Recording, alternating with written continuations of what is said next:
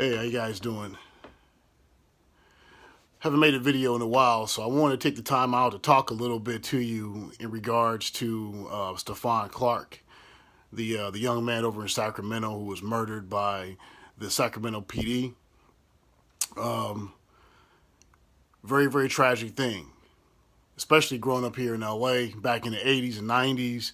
Police brutality is something that I'm very familiar with. I've seen and witnessed many times out here in Los Angeles. And it's a sad reality that not just here in LA, but all over America and the world, you're seeing this type of behavior being implemented in predominantly black communities.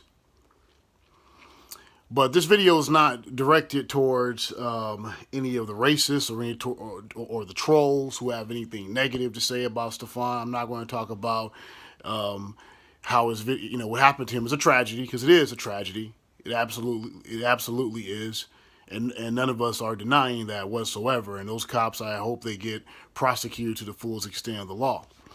But my video, the video that I'm dealing with right now, is actually directed towards the community, the black community, because right now we seem to be very polarized, and there seems to be some very valid points of view from each side in terms of us supporting Stephon and us not supporting Stephon. You have a lot of us who are supporting him because of the fact that police brutality and these murders of black men and women all over the country is something that needs to be highlighted, and we have to do something definitely about it. There was an FBI report that talked about extensively that white supremacist members and organizations have infiltrated every single element of law enforcement, from the FBI, from the local police departments, and also the military. So this is an issue that's not going to go away, and we definitely need to do something about it. And I'm not disputing that at all. So I understand why it is we need to talk about this and do something about it. But on the other hand, you have a great deal of us who don't want to support him because of what was revealed through social media and all the tweets that were brought out about his attitude towards black people, about African American women particularly. And it's been something that many of us, have very strong feelings about, particularly black women. One of the things I believe Stephon actually said, he got up and he talked about he don't want nothing black but an Xbox, these black bees, I ain't feeling them, So the guy says some pretty outlandish and self-hateful things. And I understand that, why is it a lot of sisters are not supporting him? Why is it that many people in the community are not supporting him? Because we are sick and tired of coons. We're tired of individuals that go against the community. I get to understand that.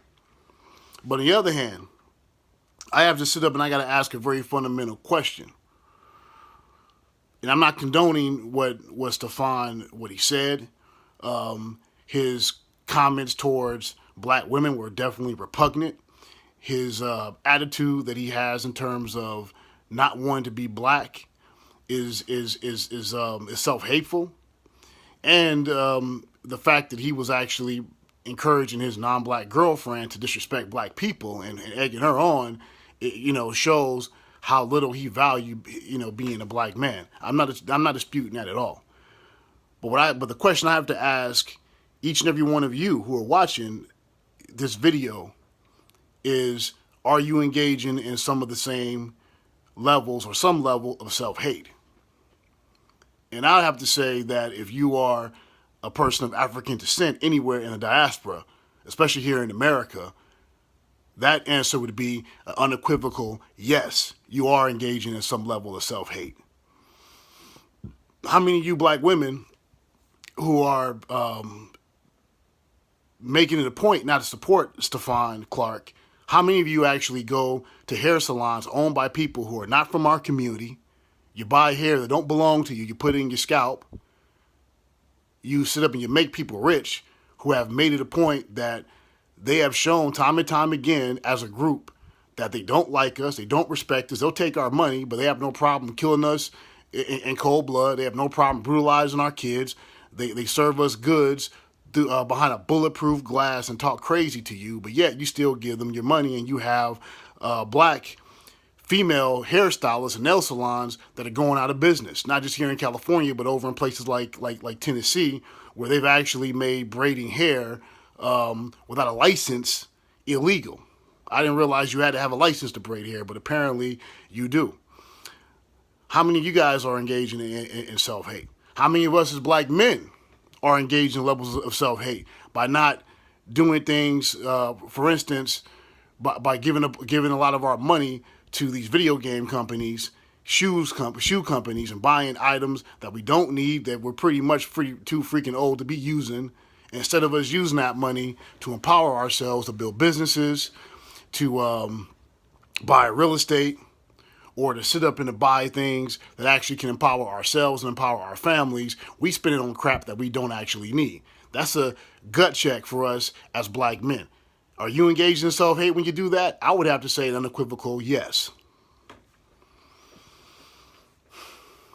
And the way that I see it is that Stephon Clark's whole entire mentality is nothing more but a byproduct of where we are in America, white supremacy. When you have a group of people like ourselves who are brought here, stripped of our name, our culture, our language, and our morals, what do you expect? Some of us were fortunate enough to sit up and to have individuals around us to teach us to value being black men, to teach us how to value being black people. Stephon probably didn't have that, and he was young. There was another person who was one of my heroes, and many of the heroes of the folks that are probably listening, who had the same exact problem. El Hajj Malik El Shabazz, Malcolm X. He went to prison around the same age that Stephon Clark was. And he wasn't spewing black power. He wasn't valuing his blackness. He was walking around with a conch, for those of you who are too young to know, a hairstyle where you sit up and you straighten your hair out to make it straight.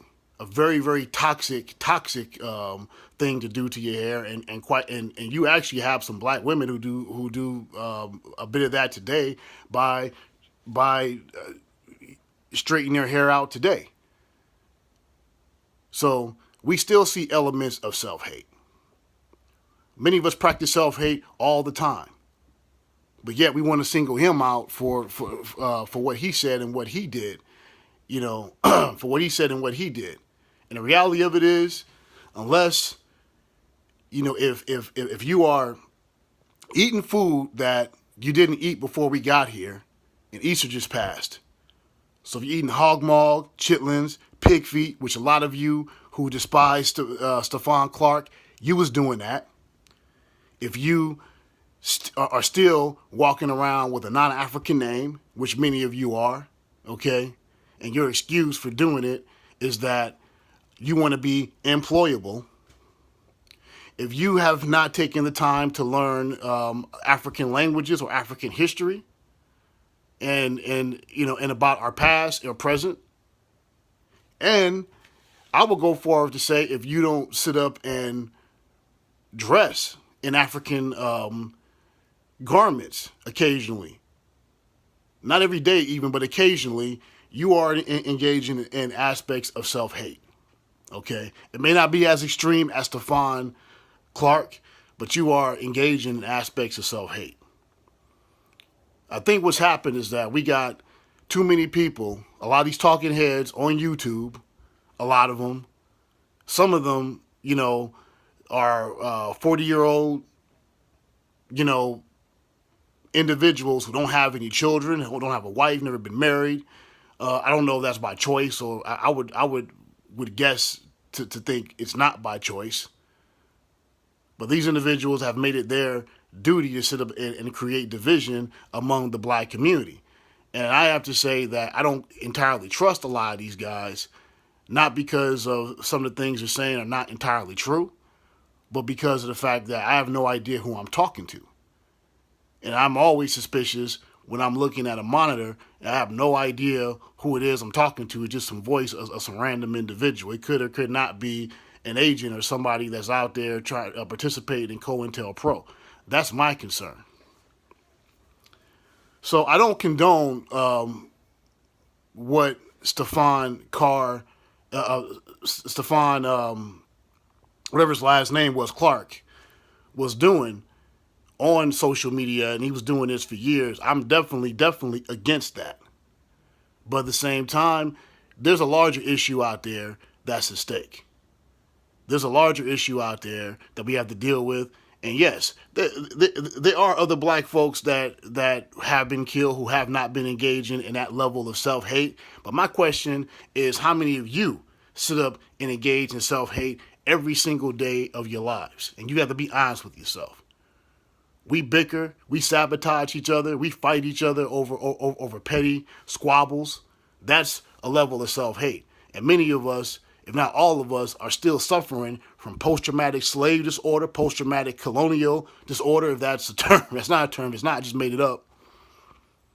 And before we can sit up and start castigating Stephon Clark, we got to look at ourselves and ask ourselves the question, are we engaging in self-hate, and what can we do to sit up and to teach our children and also educate ourselves to reduce the level of self-hate that we engage ourselves in? I think that's a more appropriate response. But basically, saying, because this black man was talking greasy about black women and allowing non-black people to disrespect black folks, which I don't condone at all. I don't condone that at all. Absolutely not. I don't condone that at all. But at the same time, I don't think that his coonery was at an epic proportion or at a level that was detrimental to black people as a whole. He didn't have that level of platform. He didn't have that level of visibility. And I think that the division that's being created by a lot of folks out here is completely unnecessary when it comes to him. So those of you out there listening, you can do what you want to do. You can support Stephon Clark. You can go against. You cannot support him. This is my 2 cents.